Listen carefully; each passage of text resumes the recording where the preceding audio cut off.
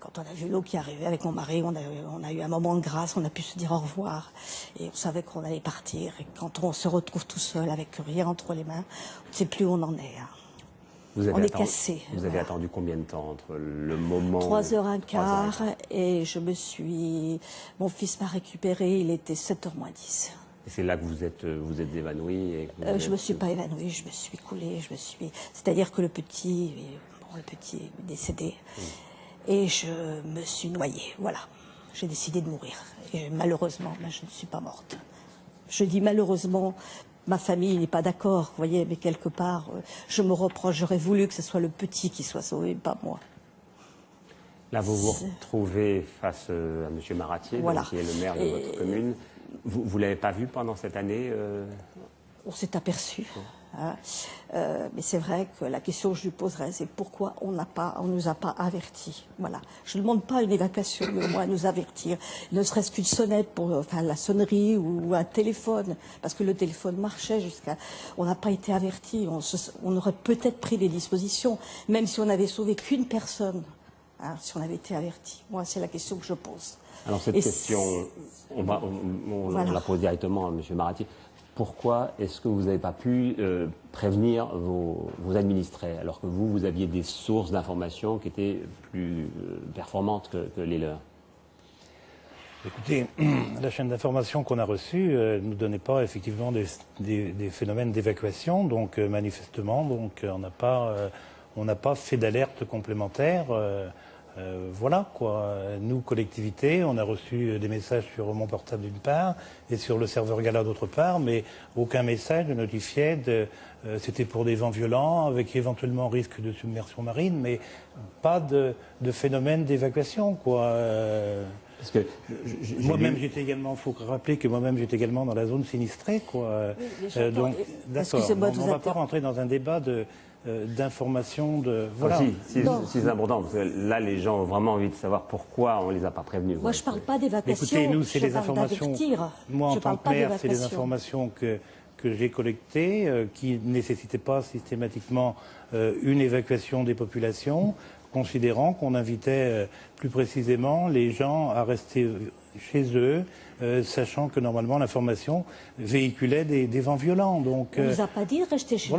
Moi, je suis désolée, on m'a pas dit. Tabary, non mais moi je suis resté chez moi dans la zone sinistrée. Il faut savoir que le maire de la Faute-sur-Mer est également en zone sinistrée. J'avais de l'eau chez moi, j'avais de l'eau à l'extérieur. J'ai pas accepté la proposition des domaines parce que je veux pas quitter le navire. Ça veut dire que je reste dans ma maison et j'irai jusqu'à l'expropriation. Oui, mais ça c'est pour l'après. Voilà. Donc manifestement, j'ai pas eu d'informations complémentaires. Oui, parce que là, je vous ai lu dans le journal du dimanche, vous disiez, on ne nous a prévenu que de vents violents. Mais moi, j'ai vu la lettre que le préfet de Vendée vous a adressée, ainsi qu'à tous les maires. Il a parlé de vents violents, certes, mais qui pouvaient provoquer un phénomène de surcote, a-t-il dit, et surtout des inondations importantes sont à craindre. Donc là, est-ce que vous vous dites, inondation, à ce moment-là, j'ai des zones qui sont sous le niveau de la mer, est-ce que je dois prévenir ces personnes en priorité? Écoutez, non, voilà, l'information qu'on avait ne nous disait pas une surcote avec... il faut rappeler que Xynthia, c'est avant tout une catastrophe. Il l'a écrit noir sur blanc, le préfet. Elle a touché la Vendée, elle a touché la Charente-Maritime. Fort est constaté qu'il n'y a pas eu d'autres communes d'évacuer sur le littoral. Donc voilà. Jamais chez vous. Tout à fait, bien sûr. Jamais j'aurais imaginé, en tant que maire depuis une vingtaine d'années, être confronté à une telle catastrophe. Quoi, hein. Jamais. Jamais. Vous pensiez que c'était un phénomène comme vous aviez l'habitude d'en avoir 5 à 6 fois par an Voilà, depuis le temps qu'on est sur le littoral, on connaît tout particulièrement, même les marins le disaient tout à l'heure, ils sont sortis en mer, donc voilà, comment voulez-vous que le maire de la Faute-sur-Mer puisse se dire il faut évacuer seule la population. D'une part, on se rend compte, parce qu'on est après élaboré le plan communal de sauvegarde, l'évacuation qui peut être prépondérant pour les populations, c'est entre 10 et 12 heures. Donc l'information doit être collectée en amont, N-24 heures ou... Vous êtes le maire de la ville, donc vous l'y êtes depuis 89, hein, ça fait longtemps, donc 22 ans, donc vous êtes le chef au fond des habitants. Et ces habitants, à un moment donné, se retrouvent sans moyens de communication. Ils n'ont plus d'électricité, le téléphone passe difficilement. À 2 heures. 2 heures. 2 heures seulement. Et on a eu le temps, on pouvait nous prévenir. Je suis désolée, mais moi, on pouvait nous prévenir. Je n'ai pas demandé au moins qu'on nous prévienne qu'il y avait un danger. On ne nous a pas prévenus. Alors, ce qui est assez surprenant, en effet, dans l'alerte que vous recevez du préfet, non pas de Charente-Maritime qu'on verra tout à l'heure, mais de Vendée, c'est qu'il ne vous dit pas de faire évacuer. Il conseille même de rester sur place. Vous trouvez qu'à posteriori, c'était un bon conseil de dire aux gens restez dans votre habitation alors que ces habitations étaient cernées par les eaux?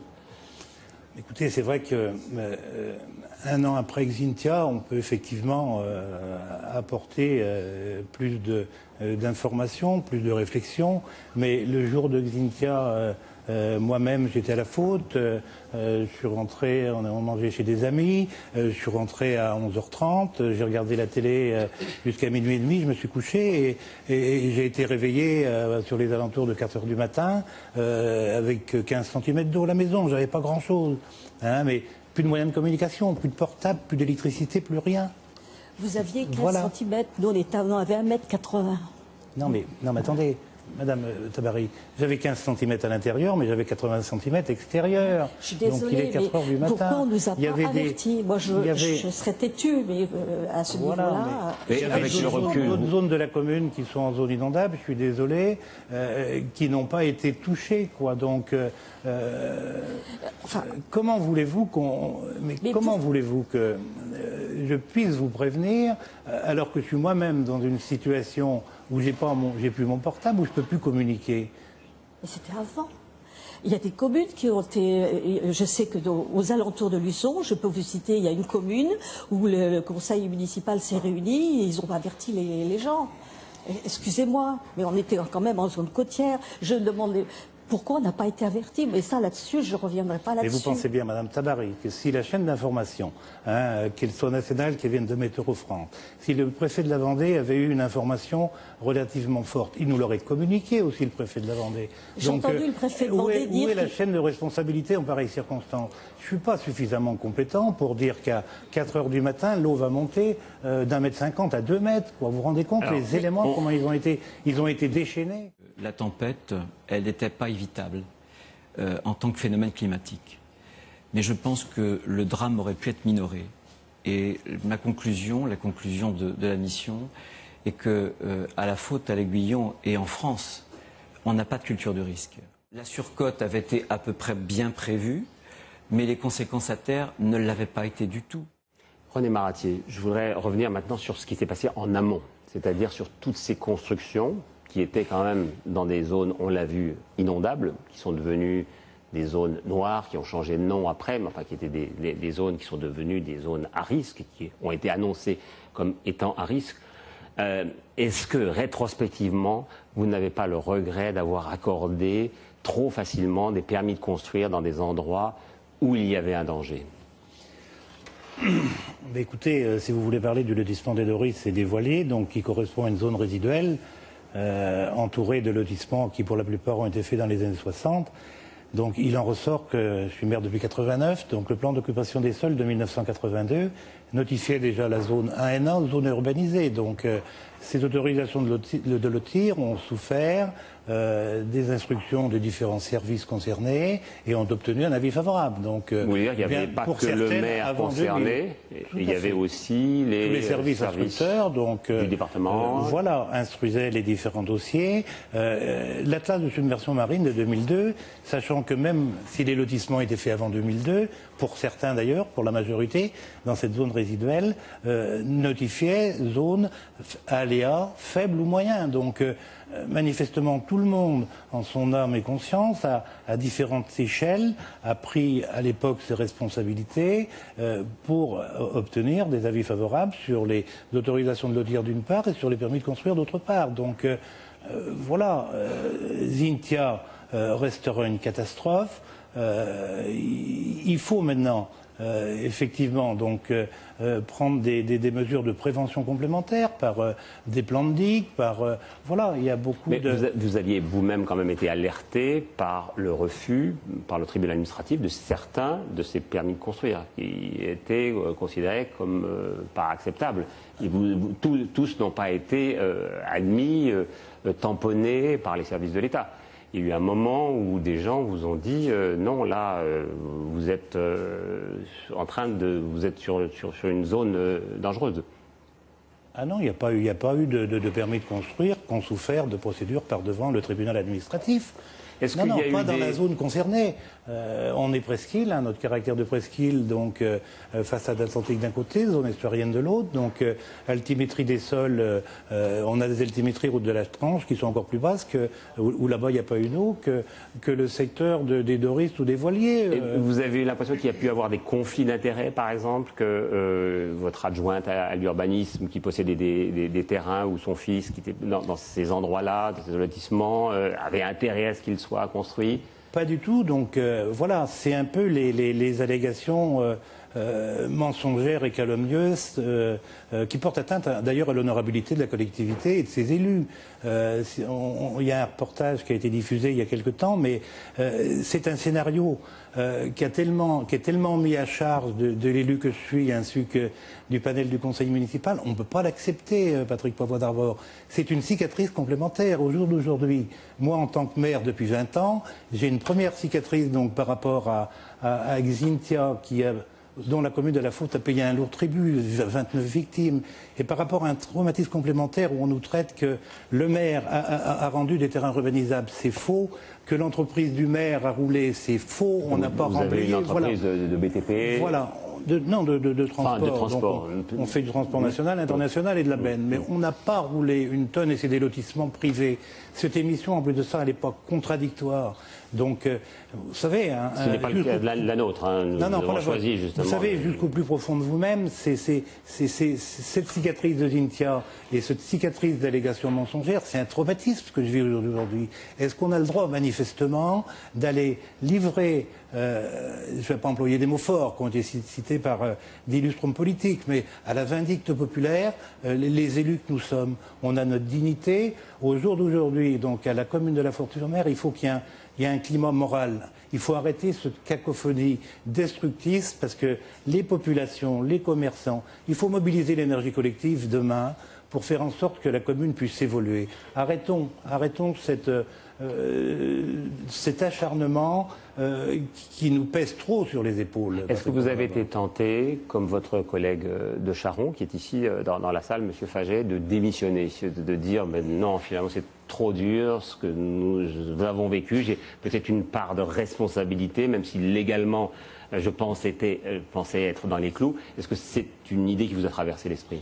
Écoutez, bien évidemment, quand vous rentrez chez vous, vous en parlez avec des amis, vous effleurez ce problème de démission.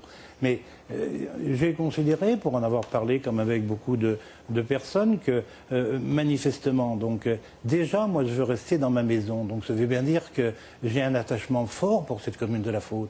Donc, pour l'instant, l'État cherche à vous exproprier. Enfin, en tout cas, ne vous a pas donné le prix qui vous a intéressé. Si, non, le prix est très convenable. Les services des domaines ont estimé ma propriété de façon très convenable. Mais vous voulez rester quand même chez vous? Voilà, je considère effectivement que dans cette zone de solidarité, je peux rester dans ma propriété. La zone de solidarité, c'est ce qu'on appelait la zone noire il y a peu de temps après. Qui maintenant, d'ailleurs, s'est éteinte, tant la zone noire que la zone de solidarité. Vous voulez rester, mais vous allez être exproprié si l'État le demande. Il y a la procédure de DUP, et après, j'espère que je pourrai rester chez moi. C'est ma volonté. Je ne veux pas quitter le navire.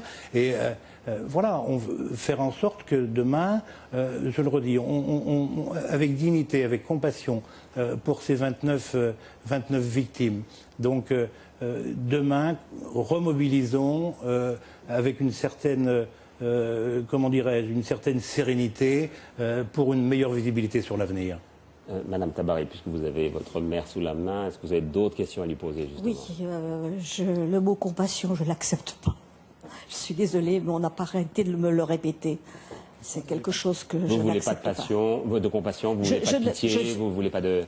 Je ne parle pas de pitié, mais le mot compassion, je ne l'accepte pas, c'est tout. Voilà, j'en dirai pas plus. Je n'accepte pas. Des actes. Je veux savoir ce qui s'est passé, je veux qu'on aille jusqu'au bout, et j'irai jusqu'au bout.